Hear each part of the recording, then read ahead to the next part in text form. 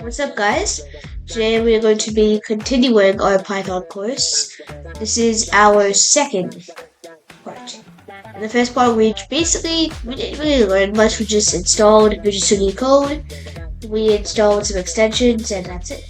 And we created our first file, index.py. And you call it, you call whatever you want, but I call it index. So let's start off by just going over the normal, like what we do, what we're going to do, what you should do. So we're going to use two types of files. I'm gonna create. No, let's start first. Whenever you create a new project, you should always have an index.py and a node settings. That is just the default. Okay. Node settings you can use for taking notes. You don't have to use a comma line. You can just write. Okay. And the index is used for your main code. So say you won't understand, but you will soon. Okay. Okay. So yeah, these are the two files that you are going to need with every project. So I'm gonna use a notes to talk about a bit. There's many different kinds of files. Photos are .png and .jpg. You might have seen this before. Notepads are .txt. As you can see, this is a .txt. And coding, like if you know JavaScript, and .js, Python as a .py, TypeScript if you know what as a .ts, and I think if you know Ruby, I think it's a .rb. I'm not sure. Okay, so these are a few types of things. We're just gonna be using .py and .txt. Okay, I'm gonna leave those there, and let's go to index. So let's start. Today in this video, we're gonna be learning presenting and retrieving information and data. So a function. There's functions in every coding language, and a function is like a command. So the function for displaying, we're gonna go into functions more later and creating your own functions and all that, but for now, the function for displaying information on the console is print. So we'll print, and then every function uses a parentheses to pass in data. So for the data, we want to put text. We can put a lot of stuff, we can print a lot of stuff, but we just want to put text in it. Text and maybe a bit of variables. So text, we use crowbars. So either these or these. I personally prefer these, and I'll tell you why later, but you can use any. Okay?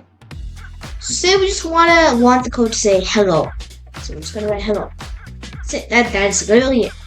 Now, this is a thing I see with a lot of people that, and then they say, it doesn't work. Well, you have to save the file. You see this circle? That means this file is not saved. So I just use Control S. I think. Well, there is somewhere where you can save the file, but I just do Control S. Okay. So print hello.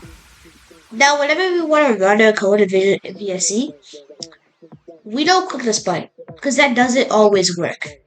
So what we're going to do is we're going to click this arrow, and we're going to click Run Python File. I know you're going to think you should run code, but no, we're going to run the Python file. And I'll tell you why in a minute. Okay, so Run Python File, and that's the command to start the file, since it's getting path. And it says hello. Right. But we don't want it to just do that. We want you to do something useful. So say hello. Please log. No, don't worry, we are not creating a login system. That goes very deep into if statements and all that. We don't need that. We're just having a little fun, okay? So now, if we run the Python file, it says hello, please log in. Now, if we want the user to input the username and the password, then we need a new function, because as you can see, just printing it and then ending the code, and we don't want that. So we're gonna use a new function called, we're gonna just input and parentheses. And then it's going to say, just put the text, username, okay, and then password. Oops. Okay, so let's see what this does. If I run the code, username, password, and it ends the code. So now you're wondering, it made us enter the data, but how do we get the data? Well, yes, I'm gonna have a dedicated video on variables later, but we're just gonna tweak with variables. So let's say we want a variable to call username, say username, and then simple, just say equals. That's it. That's why people say Python is one of the simplest languages. Name variable doesn't look like equals. And now it's the code, the output is not going to change. But now hello is being saved to this variable, and the world is being saved to this variable. Okay? So say we want to do something with these variables. Let's want to print that for now, okay? So I'm gonna go a bit into more text. Okay, so print, right? We want to display it. We don't want to get anything, we just want to show it. So, and we don't use the quotes because a variable, if we just put username, it's just gonna say username. But we want the variables. So we're not gonna use quotes, we're gonna put nothing. We're just gonna put username. Okay. And then there's multiple different ways to add stuff. To like I don't know how to pronounce it, but you like put them together, K or something. So there's the comma and there's the plus. I never recommend using the plus. I used to use it a lot and just no. Okay? It's just sometimes you can, if you mess with syntax a bit, you can mistake it for you're trying to do math, and that's not good. So we always use the comma. So username, and then we want to put password. Okay.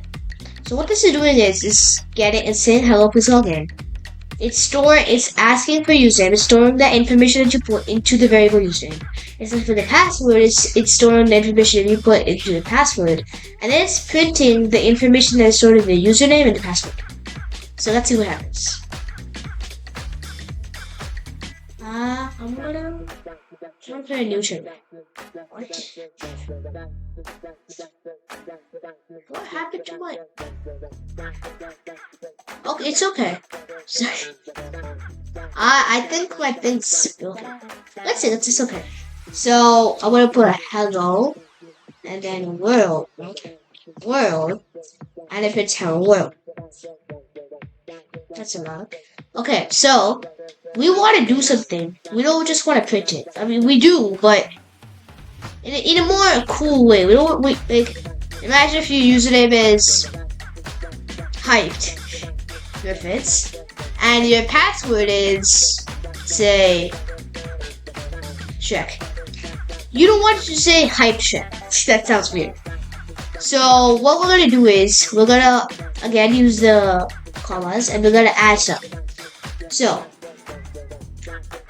quote, and I'm gonna say username. Okay. Now I'm gonna put a comma with a space. And now here's where the cool stuff comes in.